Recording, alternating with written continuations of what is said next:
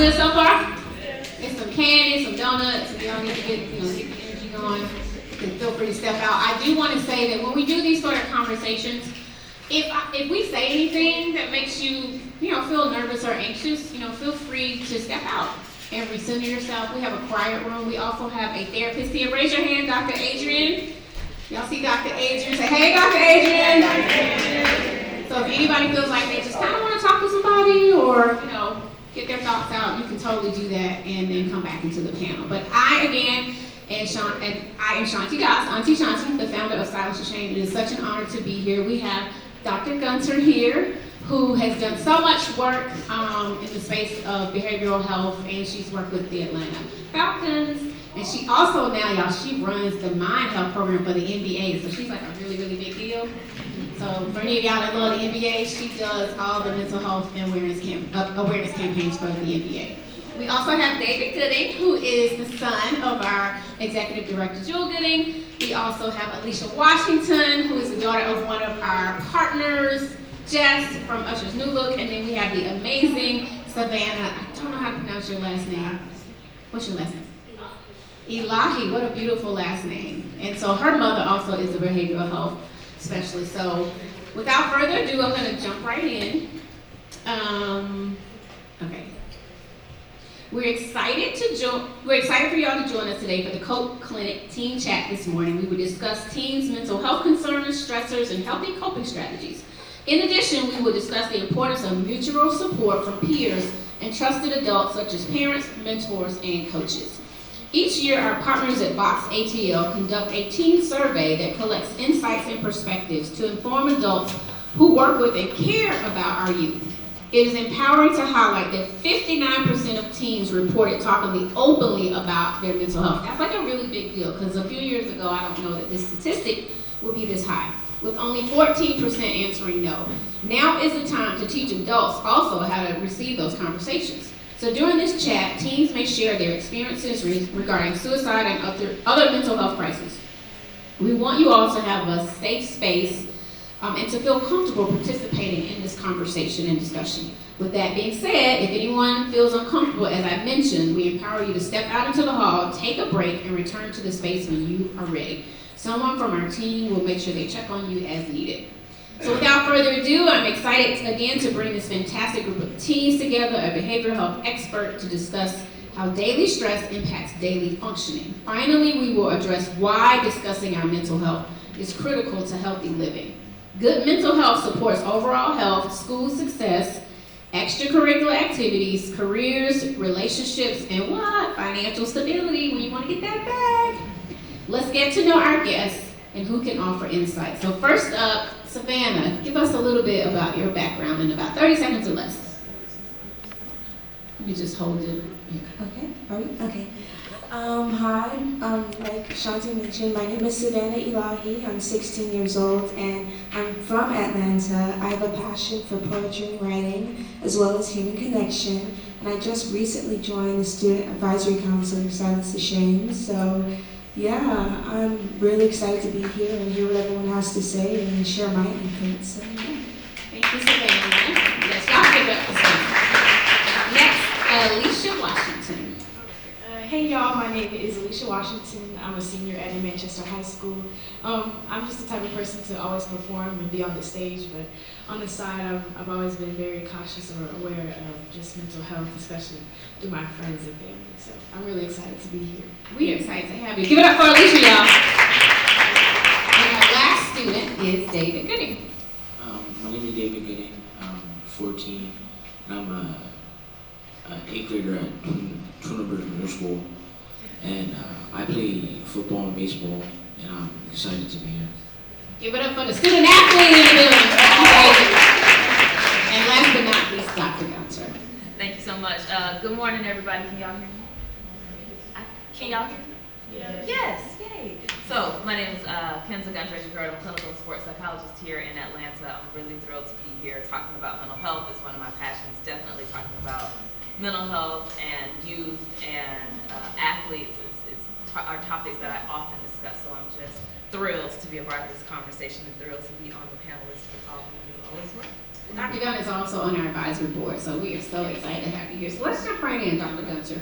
Can you start by sharing some of the most common health and mental challenges among youth and the risk factors that lead to these challenges? Yeah, so the last few years, I think we've all become more aware of the importance of mental health and the importance of taking care of our mental health. In our youth in particular, what we have seen are the most common conditions that we've seen are depression, so sadness and feeling like you just have decreased energy, anxiety, those general worries and maybe fears about the future or what's to come. But we've also seen ADHD, so attention deficit hyperactivity disorder, where there are some challenges with maintaining focus and attention, and sometimes that translates to challenges with processing information, and behavioral disorders. So thinking about interactions with authority, thinking about aggressiveness and impulsiveness, those are the things that we've seen: anxiety, depression, ADHD, and behavioral disorders. And some of the causes, certainly if we think about the impact of COVID disrupted all of our lives, right? So disrupting our norm, being home, being away from our peers, not having access to the activities that we were used to, that was really challenging for a lot of our youth. Being away from their friends, incredibly challenging. But we also have some other factors independent of COVID that contribute to that. When I think about mental health, I like to say it this way: we are impacted by what happens in us, to us, and around us. And so in us, yep, to us, and around us. So let me break that down. Our biology, what's happening inside of us, can impact our mental health.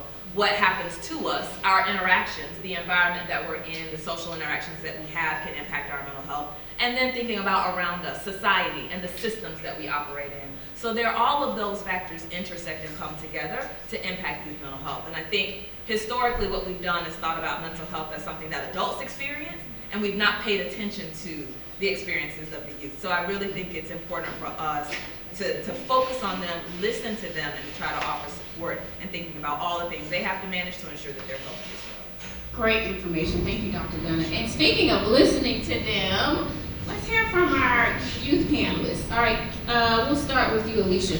Can you explain in your own words what mental health means to you and what things kind of stress you out daily? And we'll go, around to the other panelists as well. Mental health. Mental health to me is like mental capacity, maybe how much someone can take, or pretty much how much someone can handle and how it might bring them down or raise them up. That's the whole idea of mental health to me. But some certain things that stress me out daily is just school, my future, grades, boards, and I think, that's really it as a whole. Just every little detail in each of those categories, like just staying in my mind, can really weigh me down sometimes. But in the end, in the big picture, they're all just little seasons and little sections in your life. So that's what I remind myself when it gets to that. Yes, to seasons, right? Because seasons don't last, they come and go. I love it. Thank you so much. Savannah? Like Alicia said, everything she said. But to me, mental health is the ability to regulate your mood and what you allow, and what you think about how you're taking care of yourself mentally, like self-care. And things that stress me out daily, my future, I'll just keep it vague, a lot of things that are out of my control stress me out, so. Thank you. David, would you like to share? Mental health to me is like the health of like your brain, because whenever your brain it doesn't wanna, if your mental health isn't as good as it should be, then your brain won't function as well as it should. And things that would stress me out are like school and sports and interact in society in general. Thank you, that's great. Give it up for David. All right, and everybody has their own experiences, right? So what mental health means to you all may be different, but the important thing is to listen to your peers and take some of the information, and that's what we want you to be able to do, is take some of the information you hear today and apply it to your own lives, right? All right, Savannah, how do you know when you are in distress? How do you know when your mental health isn't in the best state? For me, it's about knowing myself, and I always say, you're the only person who spends every second with yourself from the time you're born to the time you die. So knowing my little things and knowing when I'm not acting like myself. So really not like when I'm acting different, but when I'm not listening to the music I like, or I'm a little more irritable, or I'm just not keeping up with my daily schedule. So that's it for me. That's a great answer. Anybody else want to add to that? Okay. But I do want to double down on that. So that self-awareness is really, really important when we think about mental health, because certainly other people are familiar with you, but like you said, you're with yourself all the time. So if you don't know how you know when you're stressed out or when you're not in the best place, I would encourage you to think about that. And it may look different for different people, right? So you might stop hanging around your friends. You might not be following through with your routine. You may have physical symptoms, headaches, your stomach may feel out of sorts. But really, it's important to be aware for yourself of when you're not at your best, because that's the sign and that's the time when you need to seek support. So I appreciate you bringing in that awareness, because that's huge. It really is. I mean, how many of y'all kind of recognize signs within yourself? I know, like me, I get cranky, I get irritable. I know that there's a lack of sleep there, and I have to do something about it. Thank you, Dr. Gunner. So I also want to ask you about challenges of being, student athletes. You deal with athletes all the time. David is a student athlete. I'm sure we have any other student athletes in the building? Yep. Okay. So what are some of the challenges you think that arise within being a student athlete from a mental health perspective? So the first thing is, like, athletes are people too. So everything that teens who are not athletes deal with, athletes have to deal with that. So just thinking about managing your academic demands, managing your athletic responsibilities, performance, competition, training, practice, dealing with coaches, dealing with teammates. And let's be honest, you're trying to be excellent at what you're doing. So not only are you taking time to do it, but you're trying to excel and you're trying to work really hard to be good at what you do. And that expectation for yourself, the expectation from others, sometimes that can create feelings of pressure in terms of how you perform. And so our athletes are dealing with pressure in a number of different places to be excellent in everywhere they are, right? I also think in today's society, what contributes some for athletes is the public nature of what they do, right? Thinking about that athletic identity and thinking about how other people come to know you as an athlete. So they then expect you to perform a certain way as an athlete. That can create pressure. I'll go back to that athletic identity that I said. A lot of people start participating in sports when they're really, really young.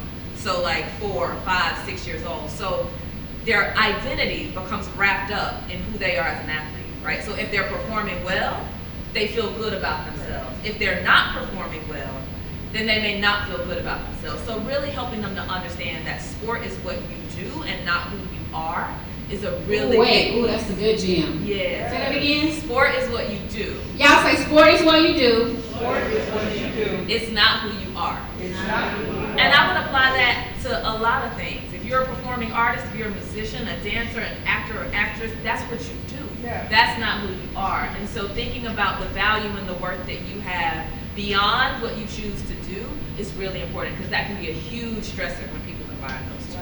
Great information. Give it up for Dr. Gunner. That was good. Good. Yes.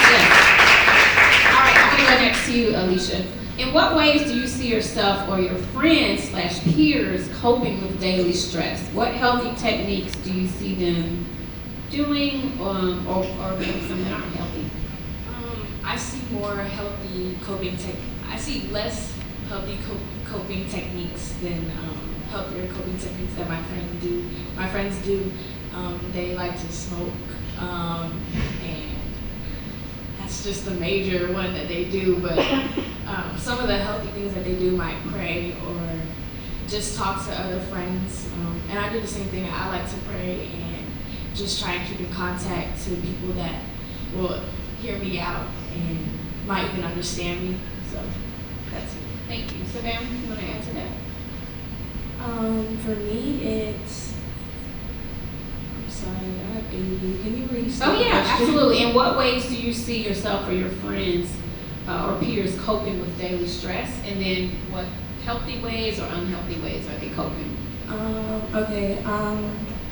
A lot of ways, I'll say unhealthy, is isolation, because like if you see your friends every day and you're normally not seeing them, they're not coming to class, or they're not answering their phone, or they're just withdrawn, like that's something that you notice. And like I know some of y'all are friends in here. Like look at your friends and think like, why are you friends with them? For their characteristics and for their personality. So when they're not acting like themselves, you notice. Like, so I think that, and then healthy things. Yeah, like Alicia said, reaching out to other friends, or even saying like, "Can you pray for me?" Or really just telling someone like, "Yeah, I'm struggling," or joking about struggling and like actually being struggling. So yeah, yeah. Yeah, because if you really are struggling, or if you aren't struggling, you know, it's not good to joke about it, right? Because it's something that your peers, I'm sure, that are going through things. So you want people to believe you, right? And if you're going through your own situations, you know, you want to be honest about it. So thank you, those are great answers. Okay, Dr. Gunn, I'm gonna go to you next. The suicide rate is highest during mid-teen years. What do you think influences this, and what are the signs and symptoms that a teen may be experiencing suicidal ideation? Yeah, so that's, I mean, certainly that's a concern, and I knew y'all couldn't hear me. I knew my mic was not on. Y'all can hear me better now, can't you? Yeah. Yes.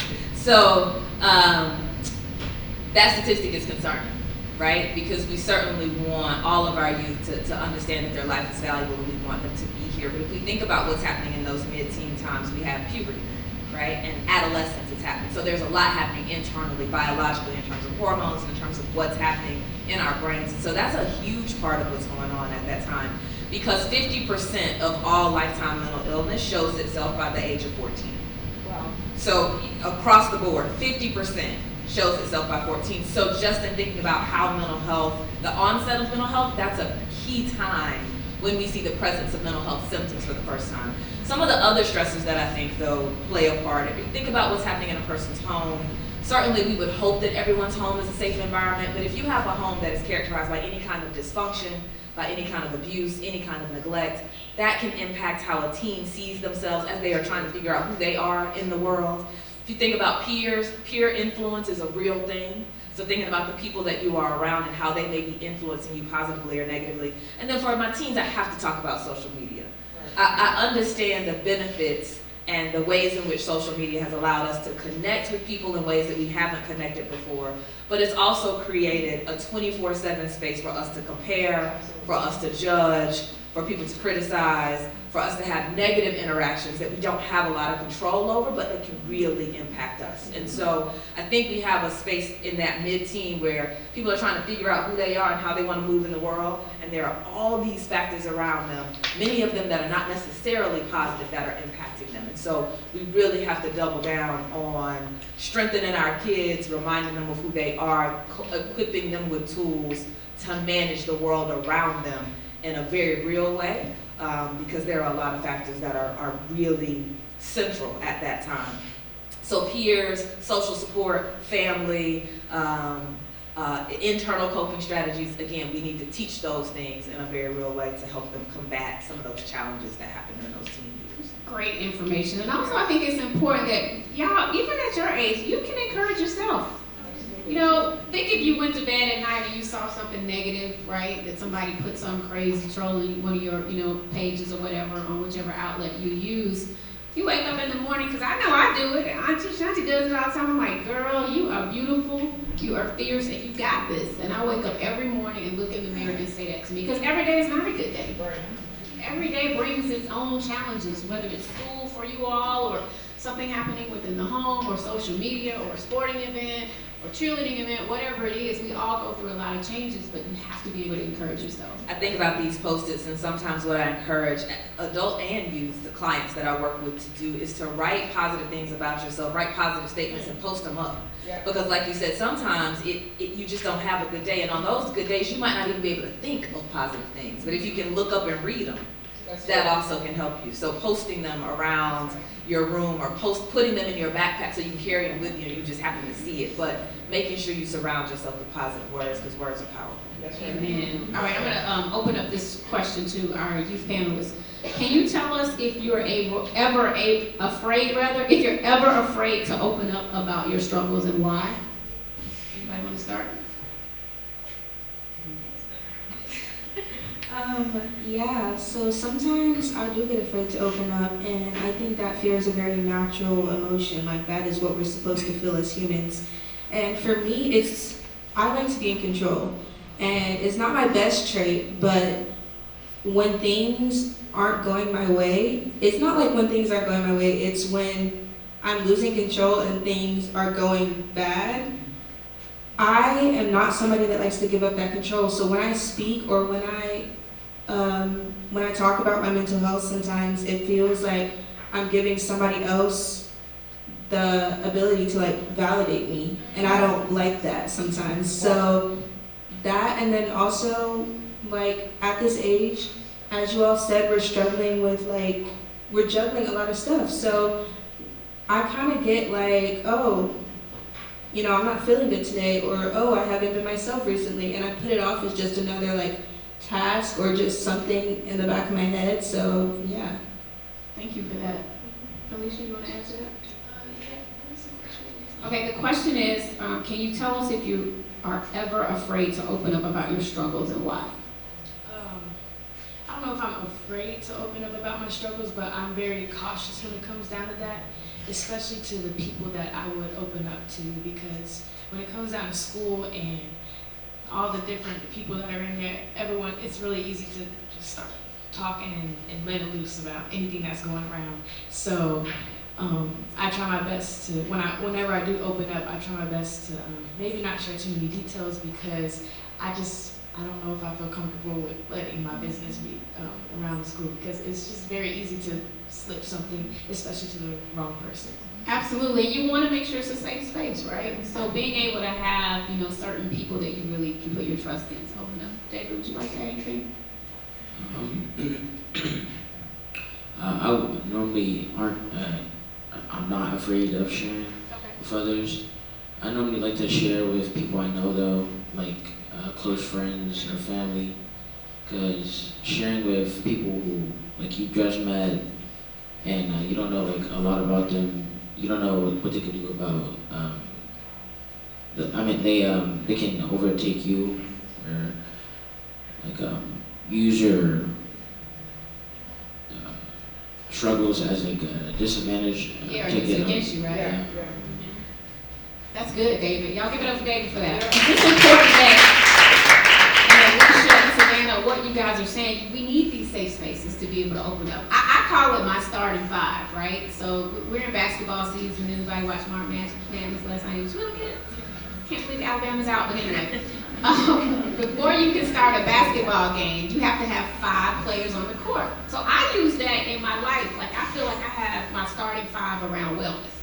It could be a auntie, a parent, a teacher, another peer, right? One of your friends, but people that you know won't judge you. That's the important thing, is we want a judgment-free zone, right? We don't need people that's gonna talk about us, that's gonna, you know, be on our pages talking crazy on social media. We want those trusted folks in our lives, and that is super important. Yeah, and also just recognizing that experiencing challenges is a normal part of life, right? I understand nobody wants to be judged, nobody wants to be criticized. And so 2 things come to mind, I think culturally. Within the Black community, we don't talk about our business, period. Like that's just not something we've historically done, and our business has included how we feel. And so we have to acknowledge that talking about how you feel may be a pathway to you getting help. So we have to shift through how we think about that. I think the other thing that I think about for youth is that youth model what they see. So if they don't see trusted adults around them reaching out for help, reaching out for support, acknowledging when they have a difficult day, it becomes really hard for them to think that it's okay to do that. Absolutely. Right? And so I think we have to think about what we're modeling. Are we modeling this notion that you're supposed to be tough and supposed to be able to handle everything by yourself? Or are we modeling the very real lived experience of some days are difficult, you can ask for help. Some days you might be at 85%, get the best of your 85. Some days you need to go and talk to somebody and get some help, so do that, right? And so I think the modeling becomes important for our youth too. Absolutely. Okay, text me what you were asking. Sorry. Note cards. Y'all have note cards for questions. If you have questions that you want to ask us, fill them out on your note cards. Oh, and then we'll sorry. collect them and Ooh, bring them up. my head. See, teamwork. You saw that work? Ooh, I don't drink coffee, but I had like tea this morning. Sorry. Okay. Yes. So if you have questions, students, write them on the note cards. We will collect them and we will read them during Q&A. Okay. Thank you. All right. I want to go back to our youth panelists. And I'll ask you, Alicia, how have you supported friends or peers through challenging times? Or how would you like to be supported if you were ever going through something?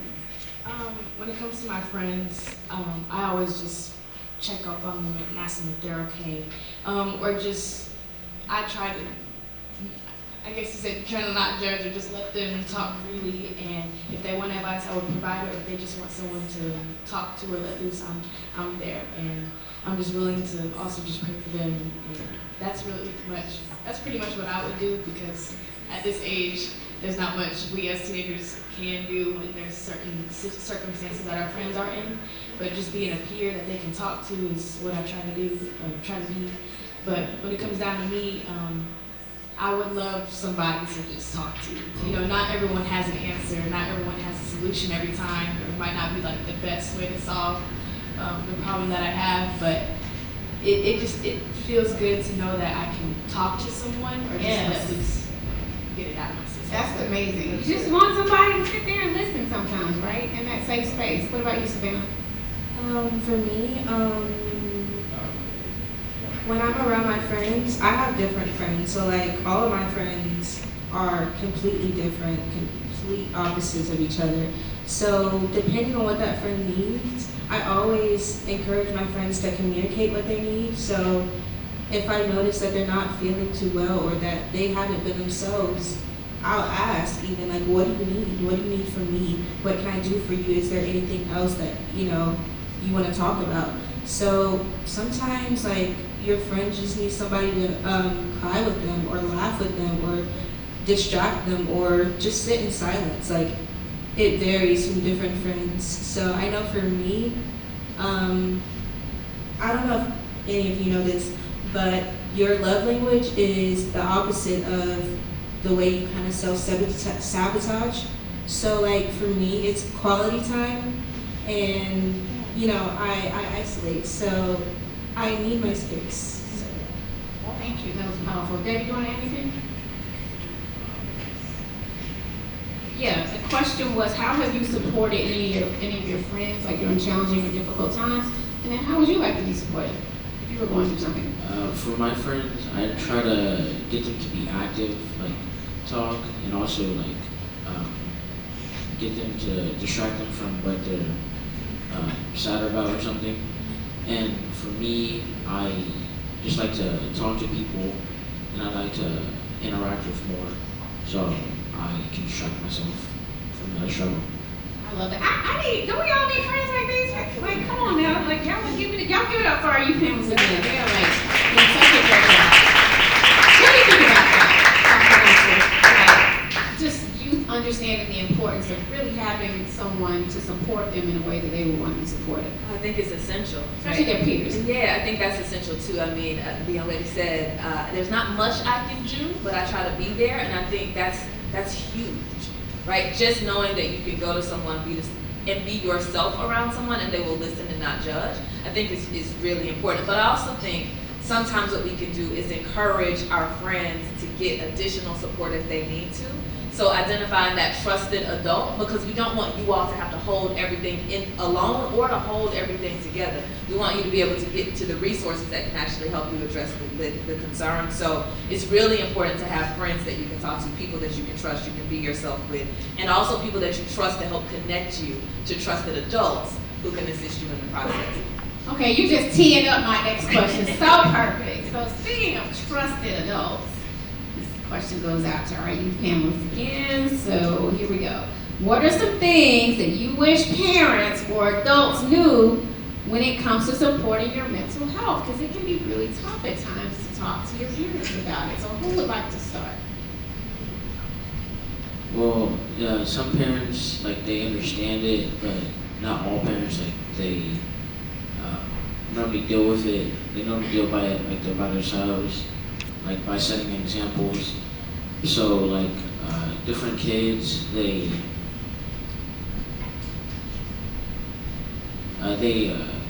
want their parents to understand, like, the struggles that they go through, so that whenever they have a problem, they want them to help them with it, so they can collaborate and solve it.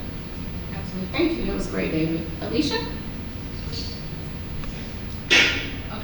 I know some of my friends, their parents apply a lot of pressure on them, and what's crazy is their parents were in that same position around that age. So it's interesting to me how it makes sense, you know, the science kind of adds up why parents act a certain way towards their kids because of past experience. Yeah. But I don't know, it's hard to put yourself in someone else's shoes sometimes, especially how things are changing around. I don't know if I'm making sense. You are. But, Yeah. I don't know. I think it's best sometimes if parents just put themselves in their kids' shoes for a day. Yes, at school we might not work our behinds off to pay the bills, but we work our minds off every day with the environment that we're in and just actually constantly learning everything every single day. It takes a lot on our mind. Yeah. And Thank you for that. And you know what I want to say? I think y'all can give it up for that. It's so important as parents to know that we were young, right? As adults, I don't have kids, but I have 6 nieces and nephews. So what you don't want to do is not validate your child's feelings and your thoughts, right? I've heard people in my family, adults, say about kids, what you gotta be sad about? You know, you living in a mansion, or you got a roof over your head, you know, bills are paid. That doesn't mean that I'm not having a bad day. Right. It doesn't mean that I'm not stressed out from what I'm going through. So we have to be able to, as adults and parents, you know, put yourself, you know, in your kids' shoes for a minute and kind of pull back and just say, okay, maybe they're not being a brat. Maybe they're not just being difficult. Maybe they're actually struggling and dealing with something, and we need to address it. Yeah, and I think a lot of parents do what they know, first of all, because they're human too. So they do what they know, absolutely. right? So when you were saying, they've been in our shoes, they do to us what was done to them, right? Because sometimes if they do what they know. I think the other thing that I hear parents say is, well, when I was your age, we had to do X, Y, Z, right? And I think that speaks to the generational differences. And I recognize generational differences are a very real thing. And so back to your point, the importance there is understanding, yes, who you were at your kid's age and what you had to navigate and what you had to live through may have been completely different. But that does not take away from the experience that your kids are having. And so trying to think about generational diversity in age, just like we think about all other aspects of diversity. We strive to understand people as it relates to race and gender and sexual identity and religion and nationality. So trying to understand folks as it relates to age is really important too. And just asking, what do you need from me is a very powerful, powerful question. And what do you need in this moment? I think about myself as an adult. I would love for somebody to ask me what I need from time to time, just every now and then at least, right? And so asking, what do you need, can be a way of just allowing your child to know that you see them and you hear them, which are powerful things. I love that. I think being able to sit down and have that conversation with your parents or your siblings, whoever's in the home that's raising you, because you don't know what you don't know. Y'all got to talk to each other and tell each other what works for both of you. And talk, not text. Yeah. Don't text me what you need. Come talk to me. That's right. About what, that's because that's another piece of what's disrupting us in terms of our mental health. We don't talk to each other. Right. We text or we direct message or it is a powerful thing to be in somebody else's presence, that you have a real live face-to-face, I'm looking in your eyes, you're looking in mine conversation. That's right. There's some healing that comes along with that face-to-face And empowerment. Yes, absolutely. All right, so we're getting ready to wrap up, but I'd like to start with you, Savannah. What are your final thoughts or words of advice for teens navigating stressful circumstances, balancing personal and school life, and just struggling with their overall well-being? I would like to say firstly, like, you can't do it all on your own. Like, I know that that's kind of controversial, and I know, listen, I'm not being hypocritical. I know what I said earlier about liking being in control, but like, you really cannot do it all on your own. You can't carry it all on your own. And if you can find one person, there are 8 billion people in this world. You can find one person who, even if they don't understand what you're going through, they can be there for you. So find that one person, be that person for somebody else, and just, that's it. And also, if anybody wants to talk to me after, have any questions, need somebody to talk to, I'm I'm here, I'm available, I'll be around. So, don't be scared, I don't bite. Yay, thank you. Alicia? I would say that I saw this image in my head this morning. It was a checkbox, and what I had written next to it was waking up. And that's just whatever's going on through your life, just knowing that you're able to wake up today and the day after that. That should be the first thing on your mind. But also knowing that whatever happened throughout this day, whatever lesson you learned, that's what you learned, and you know not to do it again, and you know not to make that mistake again, and so you'll try again the next day. So to just not sit on the mistakes that you make and realize that you have other chances and opportunities and other days to try again and just not give up. So that's what Yes, beautiful. And David, any advice that you have for teens navigating life, balancing, school and football and sports, or just, might be struggling overall? Well, I would say you should, like, if you're struggling in life and you can't find a way to solve your problems, you need to find help. And whenever you find help, it'll help you become more aware of what's going around in your head, because you can hear someone explain to you, like, why are you feeling like this, and you can fix your mental health to better yourself. Thank you, David. That was awesome. And Dr. Gunter, any parting words? Phenomenal responses. Yes. I thank you all, definitely. The only thing I would add to that is ask for help. Nobody knows what you need unless you tell us. That's good. And so ask for help. I have a friend who always says, closed mouths don't get fed. That part. So asking for help, have a trusted person and just ask, because it can open up the gateway to so much support, so you don't have to do it alone, so you can learn the lessons and take advantage of the next day, and so that you can become more aware of what you need and get the help that you need. So ask for help. Thank you. I love that. And lastly, I'll just say that your feelings matter, right? You matter. Everything that we go through every single day sometimes can bring new challenges, but always know that you are enough. So I need y'all to repeat after me. I am enough.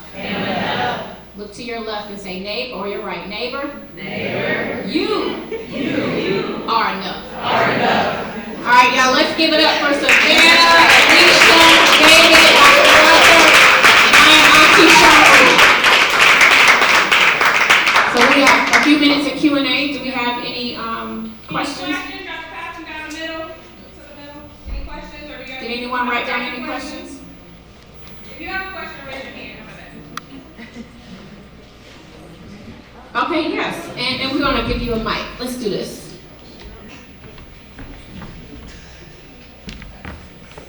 How you doing, young man? You can state your name if you want to or not, or just ask your question, whatever makes you comfortable. How y'all doing? My name is Judah. And these are my two little sisters. My mama did something, but I don't know what she But so y'all was saying ask for help, but I just want to say that, asking for help, that can be like the hardest part of the whole journey. So how does one get past, like, getting the confidence to ask for help? Yeah, it's one of the most courageous things you can do, and it may take a while to do it, right? And so I would say, and I appreciate that, because that is, it is sometimes hard to put into words that you either need help. And so I've worked with folks who would they wrote it down, actually. They said, sent me a piece of paper, I need to talk to you. And so then I'm now taking the initiative to try to reach out and get to them, right? And so it doesn't always have to be in words. It can be, you can send somebody, you can hand a note to your teacher. Yeah, it doesn't have to be verbal. You can write a note to your teacher, give a note to your teacher. You can ask a friend to go with you to ask for help, right? So you can ask, and if you have a friend, like any of these folks on the panel, they may go and offer the words for you to get you connected so that then you can have the conversation. But it may feel very scary to go by yourself. So if you have a friend that can go with you, that might be able to support you while you're asking, or ask on your behalf until you feel a bit more comfortable. If you can write a note to say, I need to talk to you, can we schedule time, so then that person can reach out to you. Those are some of the things that I think about, and recognizing it may feel terrifying. The idea is to feel that fear and do it anyway. Because I know we've all done stuff in here scared. You ever done anything be afraid? Have you ever done anything you felt a little bit of fear, a little bit of nervousness about it, but you still took a step? That's what I'm asking for right here. That's because that whatever you did then was for whatever cause. This asking for help is for you, and you are absolutely worth it. So if you can take a step and feel fear in other situations, take a step feeling that fear for yourself, or find somebody that can walk with you. Absolutely. Any you wanna? Okay. You wanna say something? I'll say that. What was I gonna say? How do you ask for How help? do you ask for help? No, I'm saying, what was I gonna say? I forgot. But yeah, a lot of the times in society we think of like holding your own and like being there for everybody else. That's courageous. You're such a good person.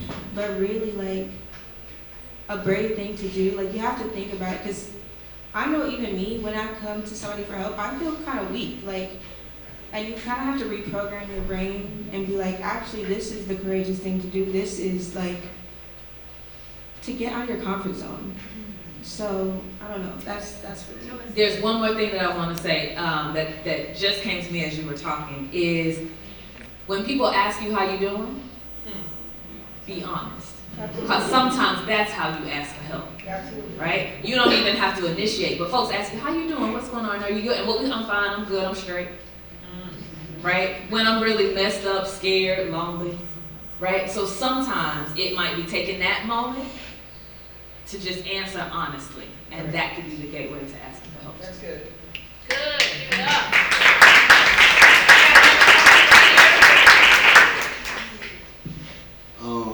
You said people ask you how you doing. I mean, I don't mean this in a bad way, because some people do mean it when we ask, but at the end of the day, we live in the South. Most people say, hey, how you doing, and they not really even talking, they're just saying something. Absolutely. So it's also knowing those trusted folks and knowing the folks who actually can help you.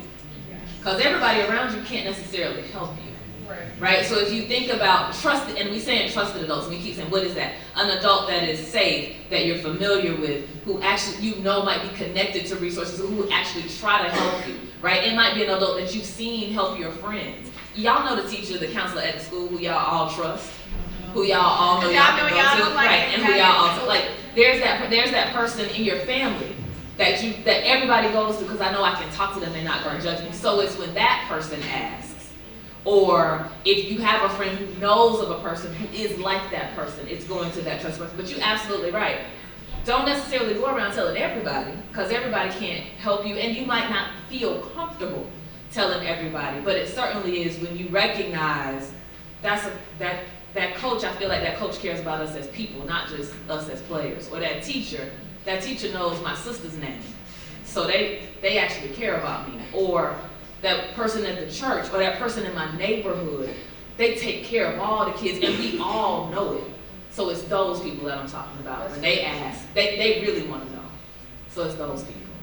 And it's so much about your feelings and your emotions, because people say, "How you doing?" Oh, I mean, like you said, we're from the South. They go, "I'm good. I'm straight," like you said. But no, how are you really feeling, right? So as adults, as siblings, as peers, sometimes you have to ask people how they're feeling, right? Because it's about our thoughts and feelings and emotions. Which is why we're here today, to provide you all with healthy ways to cope, to help your overall emotional well-being. Any more questions? Right here. Okay, great. I'm not gonna introduce myself or anything like that. That's no worries. Whatever makes you comfortable. You mentioned something about going to a counselor, maybe. I tried that for my situation, but I feel like nobody is listening, so I feel like I have no one. So I might go to my friends, but they can't really help you at this age. So I feel like I have no one. Can you help me? yes, we can connect after, and I can try to get you connected, but I appreciate what you're bringing up, and I appreciate the courage with you and the other young people who stood up. Like, I appreciate your courage in standing up and even asking these questions to try to understand, how do I take these steps, right? And to answer your question more directly, like I just said about the people in your community, every therapist or every counselor might not feel like a good fit either. So what we have to do is try to help find a fit, right? Someone who you feel like understands you, can talk to you, but beyond understands, can help you. I mean, by the time you get to talking to somebody like me, you need help most of the time. So you need me to understand, but you also need me to be able to help, to connect you to some resources, to help you develop some skills, to help maybe educate the people in your family so that they can be a better support. And so it's all about finding a good fit. And I can certainly try to assist in identifying folks that I think might be a good fit. That's good. And Dr. Adrian is It's here right there. also, so Dr. Adrian can talk to you afterwards as well. And we're gonna work on helping you find the right fit. Or now, if you wanna step away now, Dr. Adrian can go out with you right now. You just tell us what makes you more comfortable. And thank you so much. Okay, Dr. Adrian. Yes! Woo! If someone can direct she and Dr. Adrian to the quiet room, that would be great. I just wanted to say something. Sure. Y'all, this is Dr. Adrian. So my background is a little unique. I'm one of the oldest licensed therapists in the state of Georgia. But I was a school counselor at the elementary, middle, and high school level. And so 30 years ago, I was talking about mental health in the school system, and y'all, they didn't get it. They still don't really get it, but they're trying. So the average school counselor is not a therapist. I was just unique. Wow. So I say that to say, y'all, when it comes to mental health, you all have to be the advocates. Because now that we're having the conversations, this is y'all's new normal. And so we have to, as the shirt says, silence the shame. Take the stigma away from talking about the fact that I'm just not okay. I love what this young man said right here, because a lot of times we say, how you doing? But we're in motion. We don't even stop to see what somebody said. Or we speak to people and we don't stop to listen for the answer. And sometimes that's the day when somebody needs you the most. So all of you all have to continue to advocate in this space so that we can all be well. That's good. Thank you, Dr. Adrian. Yes. I think we have time for one more question. Okay. All right. Y'all learning a lot. Yeah. Come on now, y'all learning a lot. Some good information going on up here, y'all. I have a question. Yes. Like, say you might be going through something or whatever, right? And like, you're scared to tell your parents like how you feel because you're scared they're not going to listen to you or like understand. Like, what are you supposed to do with that? Basically. That's tough. I mean, look, I'm sitting up here. I'm gonna answer the question, but I want to acknowledge there are no easy answers, because when you are experiencing something and you want to share it with someone or feel like you need to share it with someone, but you don't know how they're going to respond or how they're going to react, or you might know how they are going to react, and that's not going to be good. Like, that's hard to feel like you want to reach for someone and you're not sure if they're going to be there when you reach, right? That's very hard. And so my hope would be that it could be your parents that you could reach to. I really would hope that you would be able to reach to them and talk to them, that they would reach back to you and swallow you up in a hug and support you in whatever way you needed. And if you can't reach to your parents, again, I say, if there are other trusted adults around, an auntie, an older sister or brother who might be able to assist, again, a teacher, they could then bring your parents in. Maybe that adult might then be able to help you think through how to talk to your parents to bring them in. But the first person that you talk to may not be your parents if you don't know how to talk to them. And so that's one thing. The other thing you could try, in the same way that I said earlier, everything might not feel comfortable when you say it verbally, but you might be able to write a letter to your parents to tell them what it is you need to tell them and ask them to support you. That way they know, you don't have to say it out loud, but it still allows an opportunity for them to connect with you. And I also want to say, we haven't talked about crisis lines and crisis numbers, but 988 is the National Suicide and Crisis Lifeline. And so if you ever find yourself in a situation where you need to talk to somebody and you just don't know who to talk to, like it's like dialing 911, but it's 988, and it connects you to a licensed crisis counselor who can speak to you and who may then be able to help you think through how to talk to your parents or connect you with other resources that may support you as you are trying to communicate to your parents. But 988, you can reach somebody 24/7, 365. You can talk to somebody if you're in crisis. But also I would say parents, I would love for you to be able to talk to them, but if there's a trusted adult or a trusted older sibling or a trusted person, that may be your first stop to get to your parents.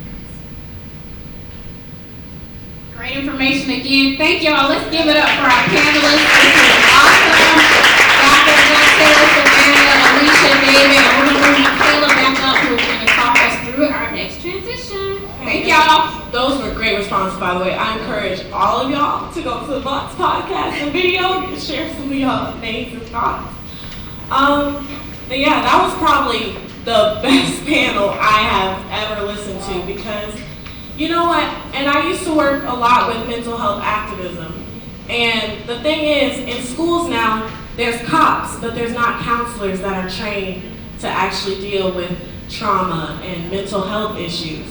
So just thinking about that, and that's why we're all here today, right? We have resources out there in our resource center for you. Again, those crisis helplines, go pick them up. If you feel like you want to go talk to somebody, there's a quiet room available. You can go to anyone with the Silence the Shame t-shirt and they'll connect you to somebody. But yeah, we have some different stations for you guys. We have, here we are. And please scan this QR code to complete the survey. So if you could just take out your phones. It takes 2 minutes, not even. Not that long. If the code doesn't work for you, we have paper copies too. So just raise your hand if the code doesn't work, we'll give you paper copies too. Let us know how we did. Let Savannah, Alicia, and David know how they did by completing the survey.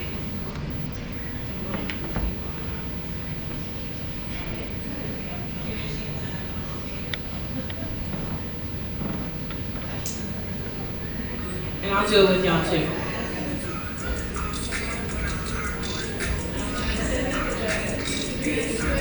And just so you know, coming up, after you do the survey, we're going to have our first raffle. We're going to be raffling off one of the Microsoft Surface laptops. So get those the surveys completed, and we'll go ahead and do our first raffle.